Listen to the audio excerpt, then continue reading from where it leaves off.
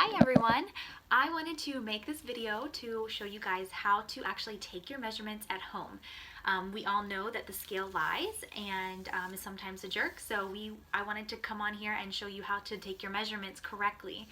This can be a great tool for you because even if you only lose 1 pound, a lot of times your inches will be a lot more.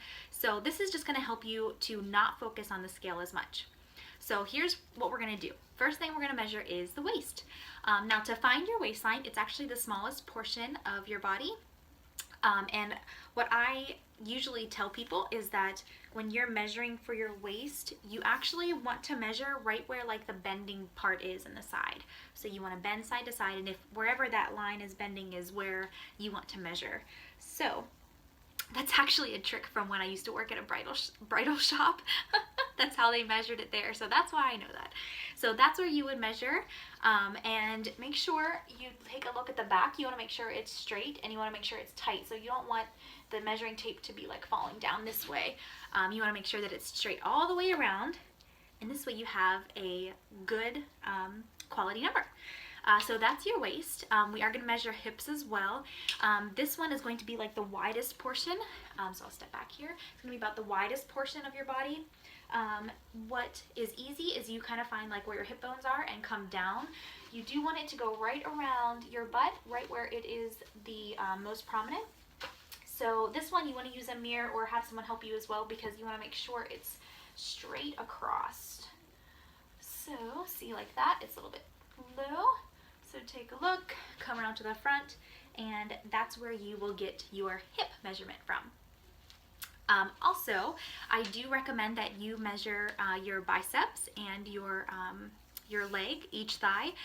This one can be a little bit difficult to do on your own, so you may need assistance, but you're just going to look at your arm. You are not going to flex. You're just going to relax your arm, and you are going to just go right in the middle of your bicep. So you will just come up and measure it just like that. And you will do both sides and mark them left and right. Now for your thigh, it's a little bit trickier because there's a lot of space, so it's hard to find the greatest width of your thigh. But what is an easy trick is once you find your hip bone, usually it's a prominent bone that's like right around this area, if you put a finger there and go down like this, and then at the top of your knee, so right above your kneecap, if you do the same kind of thing, you just want to kind of look at where that is in the middle, where the two fingers meet, and that can be a great way to find the exact same point. So when you're measuring before and after, your measurements are in the exact same place. So that's a great little trick. And same thing here, when you're measuring, you want to make sure it is around the width the whole time. Go. And there you have it. So you would also label that left and right as well. If you guys have any questions, you feel free to let me know. But you can measure your chest.